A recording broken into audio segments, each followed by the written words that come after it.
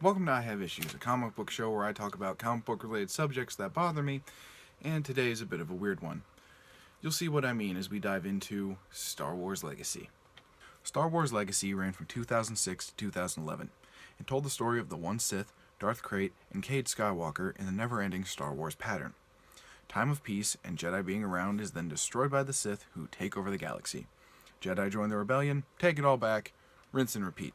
And to be fair, that pattern has worked pretty well for them.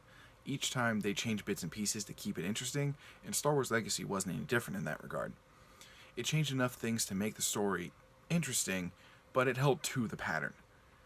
But I've never actually read Star Wars Legacy, so I really don't know how well all of that worked.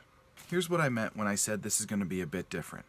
I've never read Star Wars Legacy, or really had the chance to. It came and went before I really got into comics, and I haven't really been able to find a lot of them on shelves since then. But that's not to say I don't have any issue with it. It's just not about the comic. Sort of. See, from what I do know of the series, it sounds awesome. A new Sith Order called the One Sith, led by a former Jedi, now known as Darth Krayt, take over the galaxy. Fun fact, Krayt is actually from Tatooine like Luke. He's actually a member of one of the Sand People tribes, and he actually fought Obi-Wan on Tatooine once the Jedi Order fell and Obi-Wan was hiding out there. After he turned evil, he reinvented the Sith into the One Sith and took over. He's opposed, eventually, by Cade Skywalker, distant descendant of Luke, who was receiving Jedi training but abandoned it and decided not to be one. He does come around eventually, after first joining the One Sith and then switching sides later, and that's really all I know. Sure, I could read more on Wikipedia, but I'd rather get the information from the actual books. But really, what would be the point now? None of it is really relevant anymore, so I really wouldn't bother.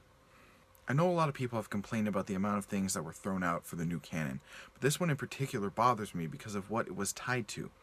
See, one of my favorite Star Wars series is the Fate of the Jedi books. These books right here behind me. And they actually tied together the Star Wars Legacy comics, the Star Wars The Clone Wars cartoon, and a lot of the Extended Universe books.